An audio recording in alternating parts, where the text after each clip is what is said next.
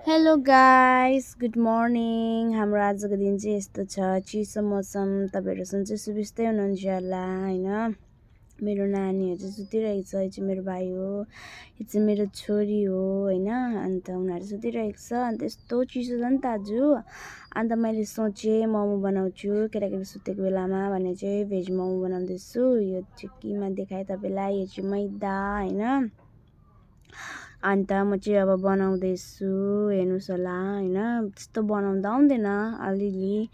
अन्त बनाउँदैछु, घरमै खानु त हो नि होइन।